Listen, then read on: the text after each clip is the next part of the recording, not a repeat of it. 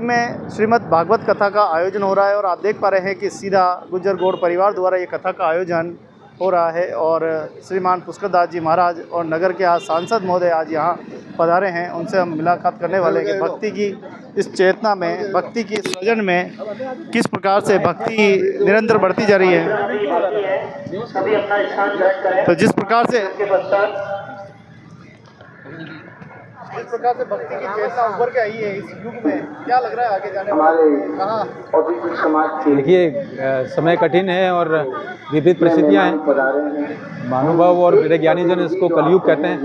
तो ध्यान में आता है कि ऐसे में जो हमारी ज्ञान परंपरा के किस्से, कहानियाँ, गाथाएं, कथाएं, महापुरुषों की बातें बहुत कीमती होती हैं। ये जो भटकाव है, ये जो IT का युग है, उसमें सुव्यवस्थित करती हैं। मुझे लगता है ये अपने आप में बहुत अद्भुत है। मेवाड़ में फिर इस तरह की कथाओं का होना अपने आप में बहुत अद्भुत होता है, क्योंकि मूल रूप से यहाँ तत्व है लेकिन एकदम जागरण होता है, सबको जोड़ता है। मुझे लगता है भगवान श्री कृष्ण की बात करना और जिस प्रकार से जीवात्मा की ईश्वर के साथ मिलने की ये सारी गाथाएं निश्चित रूप से कहीं न कहीं जोड़ती है सबको और मूल से जोड़ती है।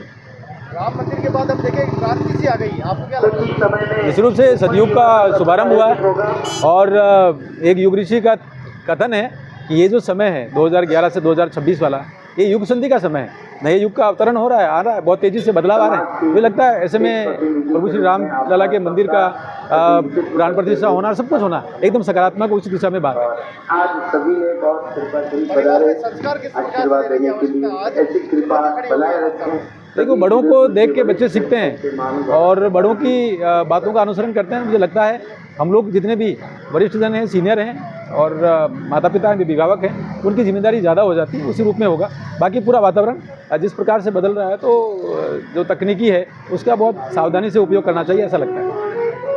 बहुत बहुत धन्यवाद सांसद महोदय आदरणीय पन्नालाल जी रावत साहब आज कथा में पधारे हैं और आज बड़े कथा का आनंद भी आपने प्राप्त किया है। यहाँ प्रतिनिधि मंडल भी यहाँ पर मौजूद है, सभी सांसद महोदय से मुलाकात भी कर रहे हैं। यही तो सबसे बड़ी चीज़ है कि भक्तिमय चेतना, भक्तिमय सृजन, भक्ति में शक्ति है। भारत की ये भूमि जहाँ ऋषि मुनियों की भूमि रही है और इसी ऋषि मुनियों की भूमि में देखिए सभी धर्म प्रेमी जो मैं थोड़ा चल नहीं सकता था, इस कथा के माध्यम से मुझे 6 दिन हो गए लगातार और मैं एकदम स्वस्थ हो गया। श्रीमद् भागवत कथा का आयोजन उपनगरी महर्षि गौतम भवन में कथा का आयोजन हो रहा है और आज 23 तारीख हो चुकी है, कल 24 आखिरी तारीख है। और देखिए हमारे सभी धर्म प्रेमी आए हैं, क्या कहना चाहेंगे कथा को लेकर? आज जो पुष्कर दास जी महाराज ने श्रीमद् भागवत कथा सत्संग में बड़ा मन प्रसन्न हो गया। भगवान श्री कृष्ण किस प्रकार से जो लीला करते हैं और लोगों के अंदर भाव प्रकट हुए, बड़ा मन प्रसन्न हो गया। और ऐसे सत्संग और ऐसे कार्यक्रम हम हिंदू समाज के सारे लोगों को कराना चाहिए, जिससे सनातन को हम आगे बढ़ाएंगे और भगवान की कृपा सब पे बनी रहे, यही आशा करते हैं। जय हिंद, जय भारत। ये कथाएं सुनने का आनंद आता है, क्या है, कौन सी शक्ति? ये मोदी के राज में आज सत्संग जो सनातन जो आगे बढ़ा है, लोगों में जो भाव जागृत होते हैं, जिससे अपनत्व बढ़ रहा है। आज समाज के अंदर जो सत्संग होते हैं उससे अपना भाईचारा बढ़ता जा रहा है। बाकी लोगों में भाईचारा धीरे धीरे कम हुआ था पहले, लेकिन इन कथाओं के माध्यम से प्रेम और भावना बढ़ती जा रही है।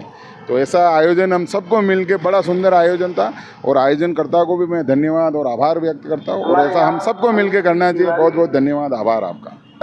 श्रीमद् भगवत कथा का जो आयोजन हो रहा है गुर्जर गौड़ समाज के द्वारा, आज हमें भी यहाँ पे आने का मौका मिला और हमने भी भजन जो भागवत कथा हो रही है उसका आनंद लिया। महाराज जी के द्वारा जो प्रवचन दिए गए, हम सभी हमारे राणा प्रताप मंडल के जितने भी कार्यकर्ता हैं आज यहाँ उपस्थित रहे और भागवत कथा का आनंद लिया। आपके चैनल के माध्यम से यही कहना चाहता हूँ, ज़्यादा से ज़्यादा संख्या में जो अपने धार्मिक कार्यक्रम हैं उनमें ज़्यादा से ज़्यादा लोगों को भाग लेना चाहिए। जय हिंद, जय भारत, जय श्री कृष्ण।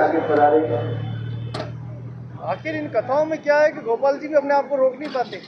नहीं, ऐसा तो कुछ नहीं है। करने पर तब जब आदमी के अंदर आनंद या प्रफुल्लित हो जाता है तभी वो नृत्य कर पाता है। अपने आप तो कोई नृत्य कर नहीं सकता, तो उसके अंदर आनंद की अनुभूति होती है तो वो नृत्य करता है। सारे रोम रोम में चेतना आती है। रोम रोम में चेतना आती है, सही बात है। बहुत बहुत धन्यवाद गोपाल जी भाई साहब, और सभी धर्म प्रेमियों का बहुत बहुत धन्यवाद। पधारे इस श्रीमद् भागवत कथा का रसपान, भगवत कथा का आयोजन, बहुत ही सुंदर आयोजन सभी ने लिया है। और आप देखें कि अभी भी महर्षि गौतम भवन में ये कथा आयोजित हो रही है। ऐसी कथाएं आयोजित होती रहे, ऐसी कथाओं से हमें बहुत सारा ज्ञान प्राप्त होता है। ज्ञान से हम अपने जीवन को बेहतर बना सकते हैं, संस्कारों का सृजन कर सकते हैं। सभी यहाँ आए सभी विप्रों का, सभी धर्म प्रेमियों का स्वागत भी किया जा रहा है और बड़ी संख्या में माताएं बहनें यहाँ मौजूद हैं। तो बड़े भाव के साथ सभी कथा का आनंद, कथा व्यास पुष्करदास जी महाराज कथा का अमृत लाभ सभी को प्रदान कर रहे हैं।